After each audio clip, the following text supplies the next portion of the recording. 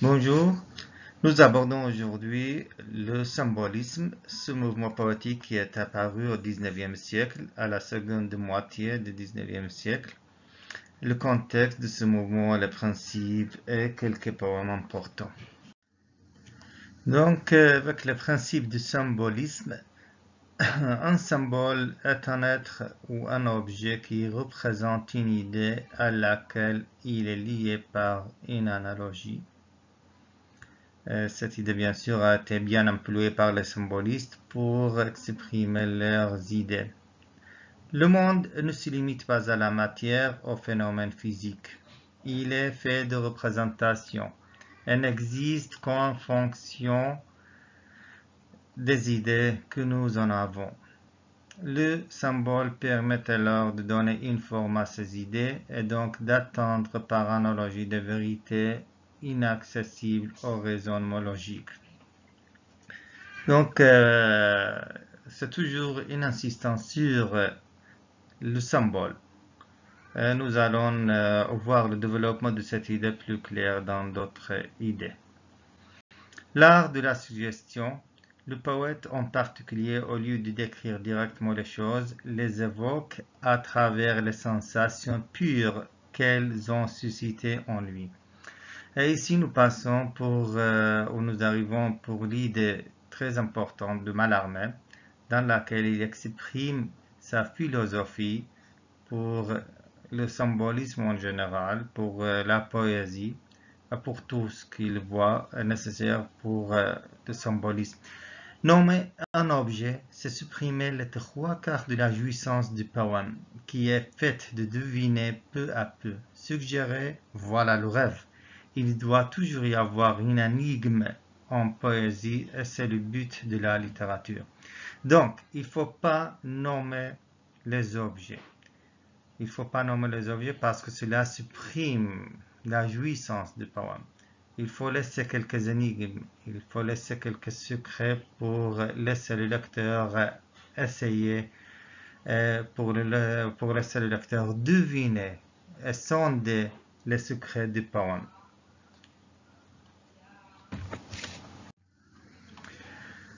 Nous arrivons maintenant avec un poète, un théoricien du symbolisme et un poète très important, Verlaine. Verlaine, le poète français qui est né à Metz le 30 mars 1844 et meurt à Paris le 8 janvier 1896. Il était passionné de dessin et de littérature. Il écrit des vers et des nouvelles à la manière d'Edgar Poe. En 1858, à 14 ans, il envoie à Victor Hugo un poème de sa composition intitulé La mort. Donc, il a commencé sa carrière poétique très tôt, avec l'âge de 14 ans. À 21 ans, Verlaine est chargé de la critique littéraire dans la revue L'Art. Il écrit des articles élogieux sur Charles Baudelaire et Victor Hugo. Il rencontre les Parnassiens François Coppée, Théodore de Banville, José Maria de Heredia et le comte de Lille. Certes, Verlaine était un des poètes qui ont évoqué tant de bouleversements à cause de leur vie, de son œuvre en général et même sa relation avec les autres poètes et artistes de son époque, surtout avec Rimbaud. Et nous sommes maintenant avec le poème le plus célèbre de Verlaine, L'Art poétique. Ce poème composé en 1874, dans lequel Verlaine choisit comme modèle à la poésie la musique. Pourquoi la musique? Parce que d'après lui, la musique permet d'exprimer la nuance. Et aussi, la musique permet de conserver l'imprécision. Verlaine refuse toute précision de détail, de l'esthétique parnassienne. Au contraire des Parnassiens qui aimaient la contrainte, Verlaine, il fait de la rime un ornement clinquant et de peu de valeur. Donc la rime n'a pas cette valeur comme chez les Parnassiens. La rime, c'est un ornement simple, avec peu de valeur. La poésie aura un caractère fugace, éphémère. Elle n'est pas pour lui, elle n'est pas compatible avec l'éloquence ni avec l'ironie. Elle a pour fonction de bercer l'âme. Donc, avec les trois premières strophes, tout d'abord, il faut dire que ce poème se compose bien sûr de 9 strophes, 9 quatrains. Chaque strophe se compose de 4 vers. Avec les trois premières strophes de la musique avant toute chose, pour cela préfère l'impair, plus vague et plus solide dans l'air, sans rien, lui qui pèse et qui pose. Il faut aussi que tu n'ailles point choisir tes mots sans quelque méprise, rien de plus cher que la chanson grise où l'indécis au précis se joint. C'est de beaux yeux derrière des voiles, c'est le grand jour tremblant du midi, c'est par un ciel d'automne attiédi, le bleu fuyé d'éclairs étoiles.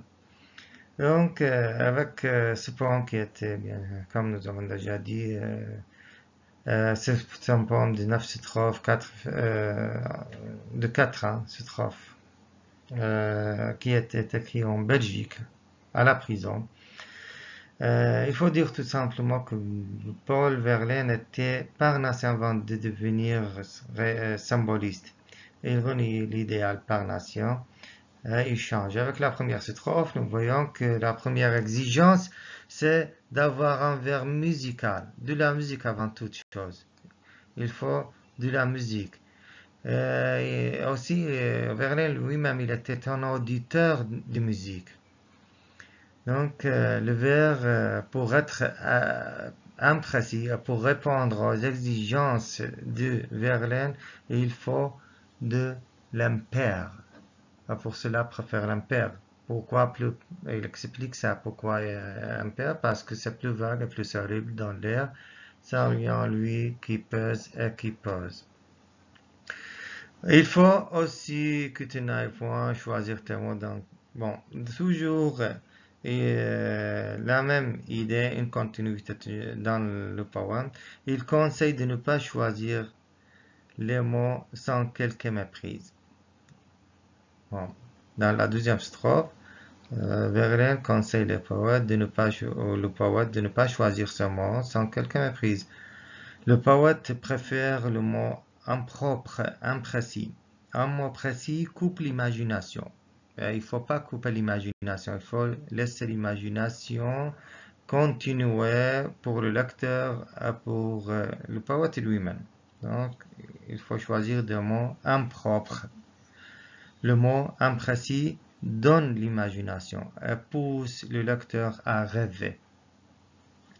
Troisième strophe, c'est de beaux yeux derrière des voiles, c'est le grand jour tremblant du midi, c'est par un ciel d'automne attiédi, le bleu fouillis d'éclairs étoiles. Il nous donne dans cette strophe 4 exemples de combinaisons avec de précis et de imprécis. Bon, nous voyons des mots qui indiquent toujours l'idée de Verlaine. Les étoiles ne sont pas bleues, bien sûr, mais le mot bleu plaît et fait rêver. C'est ça, il a utilisé ce mot pour donner l'imagination et le charme de ce mot qui fait rêver.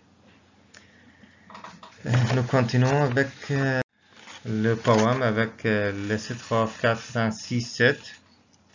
Avec ces strophes, car nous voulons la nuance encore. Nous voulons la nuance. Toujours la nuance. Pas la couleur, rien que la nuance. Rien que la nuance. Toujours une insistance sur la nuance. Oh, la nuance, seule fiance. Le rêve au rêve et la flûte au corps. Comme c'est toujours vraiment une continuité. La nuance, le mot qui a été écrit 3 fois, premier vers, deuxième vers et troisième vers, la nuance. Dans cette strophe, quatrième strophe, 3 fois a été répété le mot nuance. Et tout cela pour montrer l'importance de ce mot Quand on a de la nuance, ça oppose à la couleur. Le mot nuance, pourquoi le mot nuance? Parce que la couleur était le fait des romantiques et des parnassiens. Pour lui, il choisit un chemin tout à fait autre. Il veut quelque chose de plus discret, plus vague. Avec cinquième strophe, au fouillis de plus loin la pointe assassine, les esprits cruels rire impur, qui font pleurer les yeux de l'azur et tous ces tailles de basse cuisine. Il commence avec des interdictions. Il fuit, il faut, c'est avec l'injonction, il utilise l'impératif, fuit de plus loin la pointe assassine. Il veut éliminer de la poésie tous les corps étrangers. La pointe, l'esprit, le rire, l'éloquence, la rime. Il utilise avec le troisième vers l'azur. L'azur, c'est un mot clé chez Mallarmé. C'est la poésie, l'idéal, l'esprit qui est comparé à la ici avec la quatrième vers. Tout s'étale. Donc il faut, si nous lisons le troisième ou quatrième vers, qui font pleurer les yeux de l'azur, et tout s'étale de basse cuisine. Donc tout est de basse, il compare la mauvaise poésie par l'ail de basse cuisine. Avec sixième strophe, prends l'éloquence à tort lui, son coup te fera bien train d'énergie, de rendre un peu la rime assagie. Si l'on y veille, elle ira jusqu'où. Avec cette sixième strophe, avec donc cette sixième strophe, il y a une idée qui attire le poète. Il montre dans cette idée que l'éloquence, il faut dire bien sûr que l'éloquence pour lui et pour le symboliste, ce n'est pas de la poésie. C'est pour cela qu'il propose le premier vers, prendre l'éloquence et tord lui son cours. Donc il s'oppose au romantique dans ce point, qui insiste sur l'éloquence, bien sûr le parnassien aussi. Le romantique et le parnassien insistent sur l'éloquence. L'éloquence est comparée à une volaille dont on tord le cou, comme nous voyons avec le premier vers. Tord-lui son cou. Tu feras bien un train d'énergie, etc. Dans cette strophe, la strophe suivante, strophe 7 aussi, nous voyons toujours la même insistance du poète dans son idée contre la rime. Et ici, la strophe 7, 8, 9. Oh, qui dira le tort de la rime? Quel enfant sourd ou quel nègre fou nous a forgé ce bijou d'un sou, qui sont creux et faux sous la lime.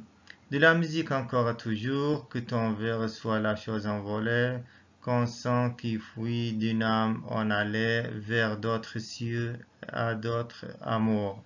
Que ton vers soit la bonne aventure éparse au vent crispé du matin, qui va Florent, l'amante et le thème, et tout le reste est littérature.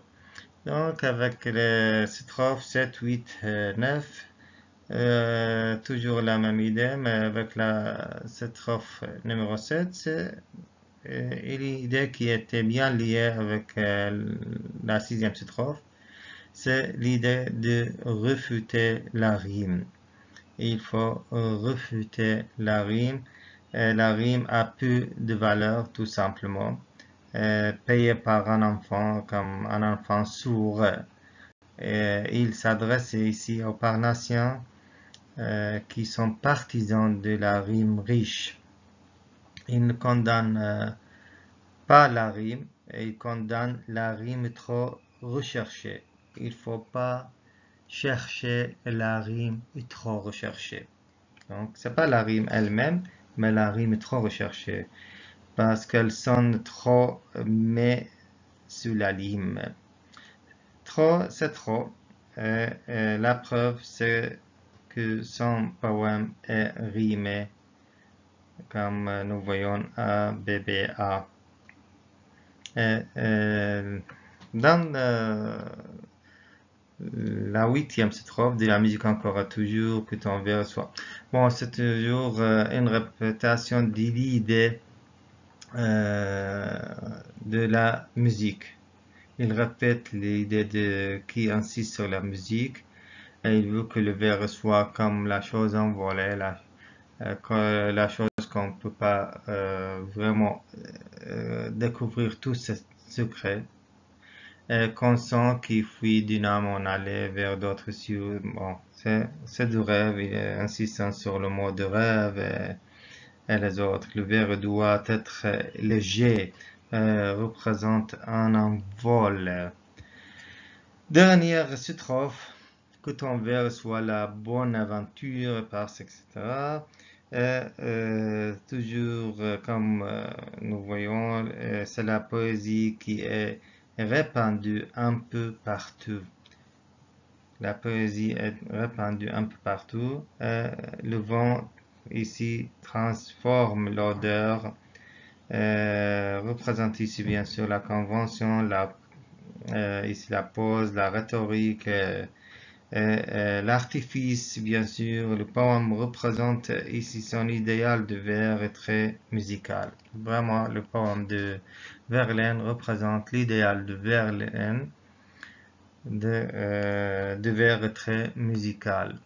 Toujours la musique, de la musique avant toute chose, parce que ton vers soit la bonne aventure. Donc, ça doit être une aventure et une bonne aventure. Il faut être comme le vent qui transforme l'odeur. La poésie se transforme ou transforme l'odeur qui va fleurant la menthe. Et vous voyez, il y a la bonne odeur, la menthe, le thème, tout le reste est littérature. Tout le reste n'est rien par rapport à ces valeurs qui sont très importantes chez Verlaine. Nous passons maintenant pour le poète, le très important du 19e siècle, le poète Charles Baudelaire, 821-867. Le poète qui a bien marqué son siècle et l'époque, les époques après, les autres générations. Ici, Charles Baudelaire, bien sûr, Charles Baudelaire, c'est un poète qui a représenté plusieurs écoles, plusieurs mouvements poétiques, sans vraiment être un parnassien, sans vraiment être un symboliste ou un romantique, ou etc. Mais il était quelqu'un qui a pu regrouper toutes ces idées des autres mouvements littéraires. Il est connu pour sa vie de bohème. C'était un bohémien. Auteur torturé, il publie de son vivant une seule œuvre, Les Fleurs du Mal, son recueil c'est le recueil le plus célèbre dans le monde.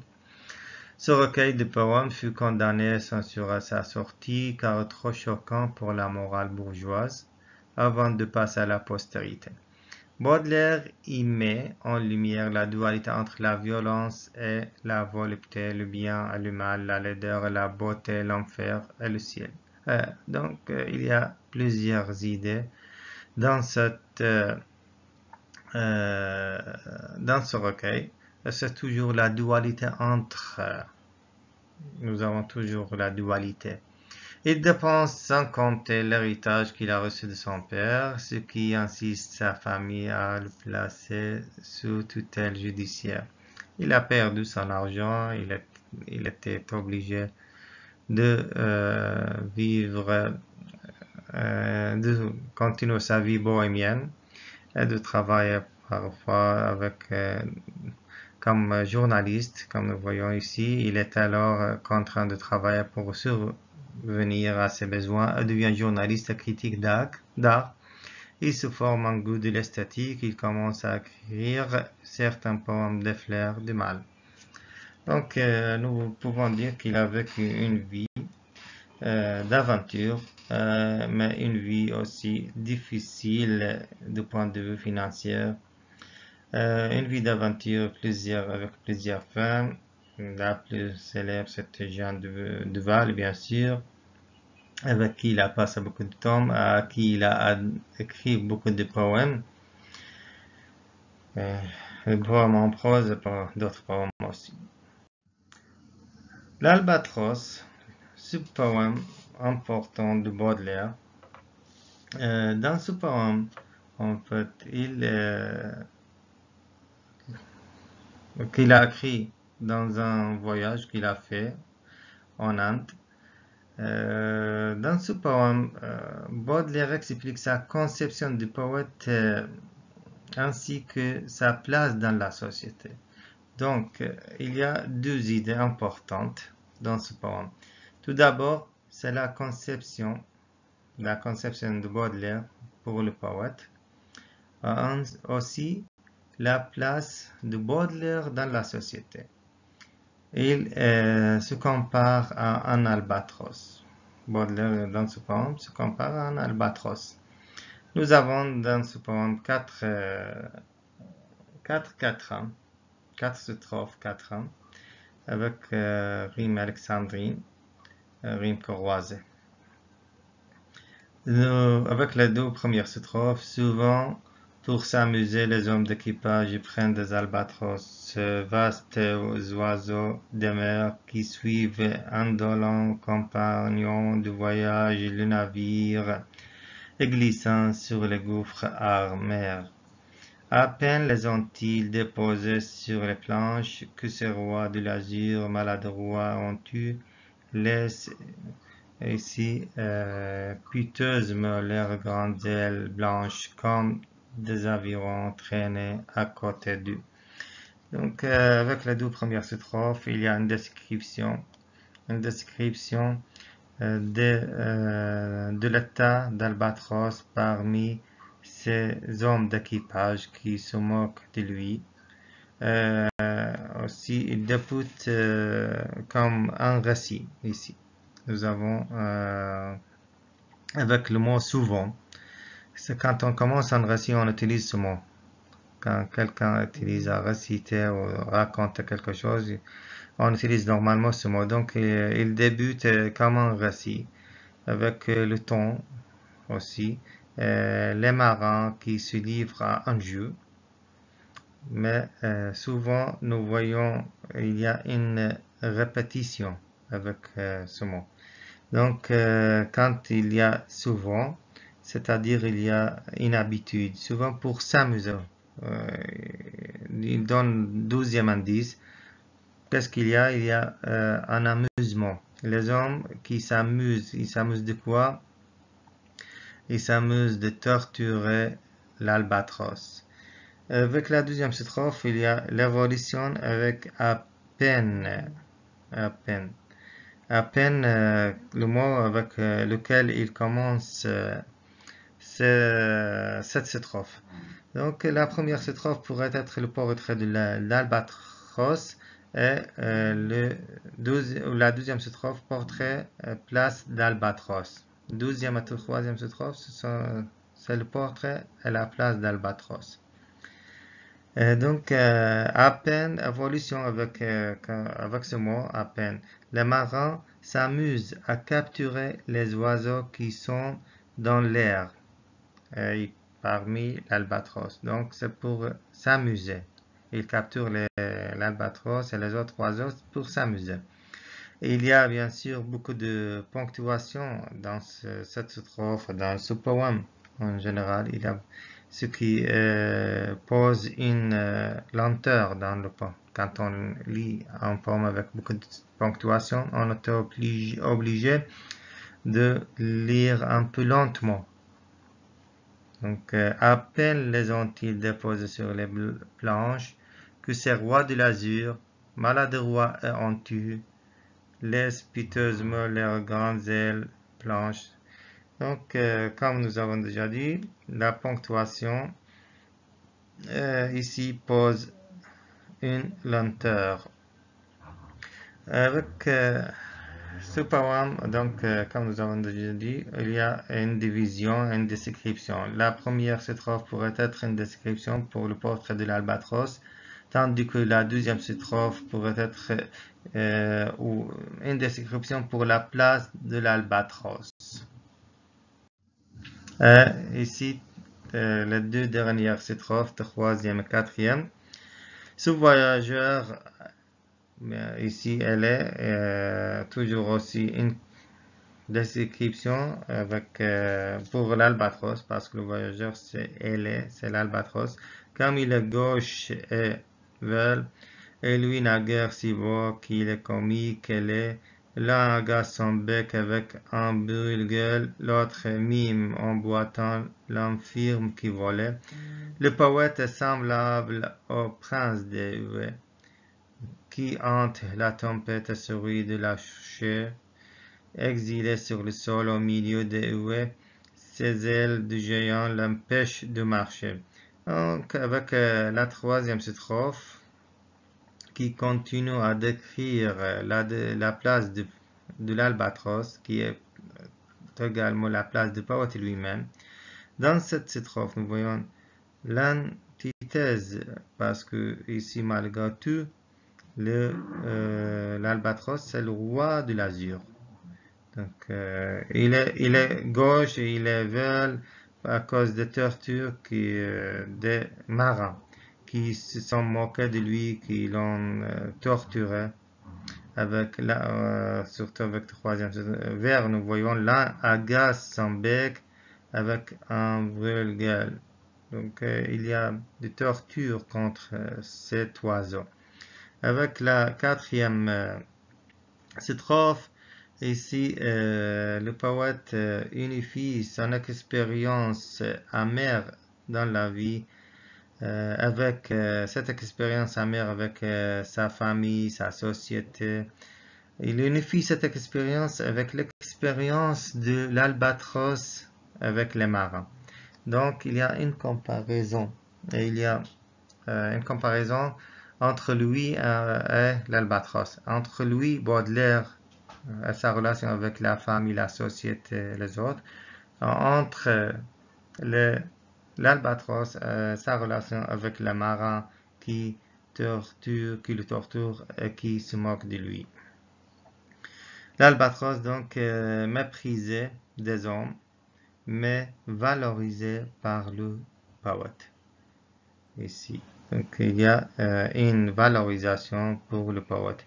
Et le poète, il est, comme nous avons déjà dit, comme l'albatros, il est libre, mais il est méprisé des hommes. Et il a une hauteur de vision. Donc, hauteur de vision. Il est dirigé vers un idéal. Cette hauteur de vision dirigée vers un idéal, il est mal à l'aise avec la société ordinaire. Donc, il ne peut pas être à l'aise avec la société. Les relations du poète avec le monde sont difficiles, etc.